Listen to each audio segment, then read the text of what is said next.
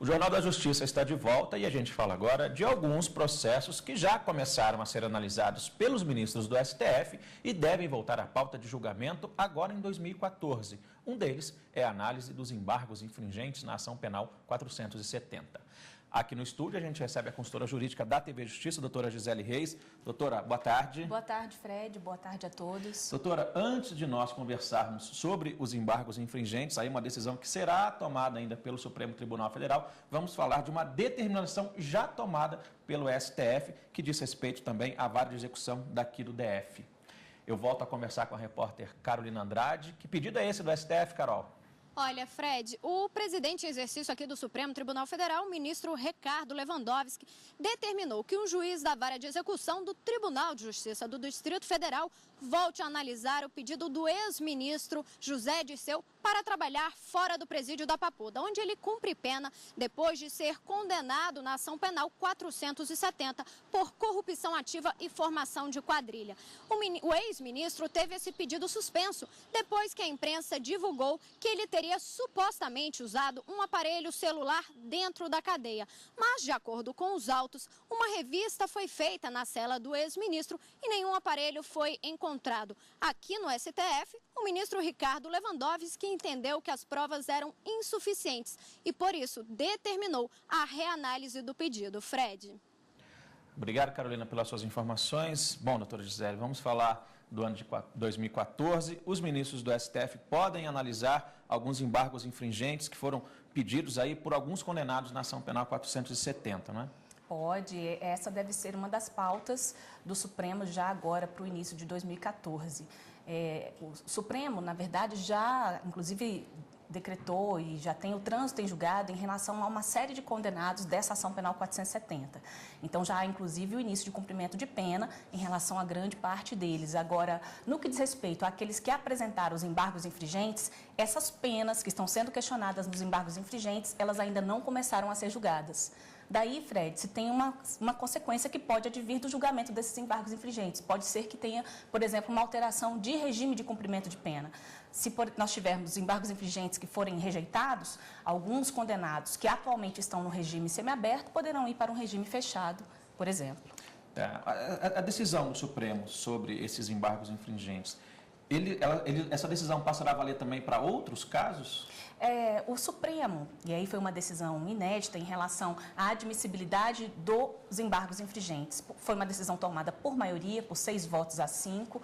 Inclusive, o voto do ministro Celso de Mello foi aquele que acabou definindo a questão, formando a maioria de 6 pela admissibilidade. Havia uma discussão, Fred, no que diz respeito ao cabimento ou não desse tipo de recurso nas ações penais que se iniciam no Supremo Tribunal Federal. Então, com esse entendimento, o Supremo reafirmou que são cabíveis os embargos infringentes, mesmo nas hipóteses de ação penal originária, e validando, então, um artigo que está previsto no regimento interno do próprio Supremo Tribunal Federal. Vamos mudar um pouquinho de assunto, doutora Gisele. Vamos falar da lei dos royalties. O que também chegou a ser questionado aqui no STF. Quantas ações questionam essa lei de distribuição dos royalties? Essa lei está sendo bastante questionada aqui no Supremo Tribunal Federal. Ao todo, Fred, nós temos 5 ações diretas de inconstitucionalidade. Uma delas foi apresentada pelo governador do Espírito Santo, essa foi a primeira que chegou no Supremo Tribunal Federal. Uma outra foi apresentada pelo governador do Rio de Janeiro. Tem também uma que foi apresentada pela Assembleia Legislativa do Rio de Janeiro, pelo governador de São Paulo. E ainda a última, que foi apresentada pela Associação dos Municípios, que tem postos de embarque e desembarque no que diz respeito ao petróleo. Então, ao todo, nós temos 5 ações diretas de inconstitucionalidade. Todas elas estão sob a relatoria da ministra Carmen Lúcia. E a ministra Carmen Lúcia já se debruçou sobre esse pedido de liminar, né? O que ela ponderou? Já se debruçou e ela suspendeu alguns dispositivos da lei dos royalties. Essa lei, ela alterou a lei do petróleo e trouxe aí uma nova regra de distribuição dos royalties. A ministra ponderou que como o pagamento dos royalties ele é feito mensalmente, permitir a incidência da norma imediatamente afetaria diretamente os cofres públicos dos estados envolvidos.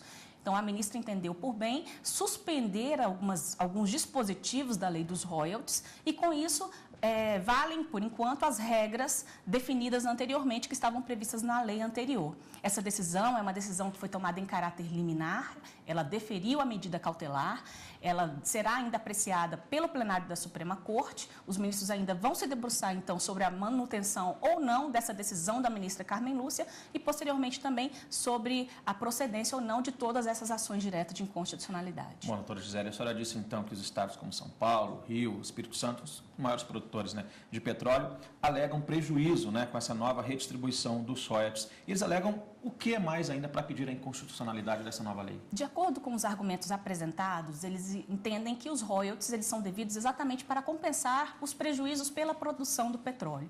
E que admitir uma redistribuição da forma como está proposta na lei acabaria gerando uma desigualdade entre os estados produtores e não produtores no que diz respeito às consequências maléficas por aqueles que produzem.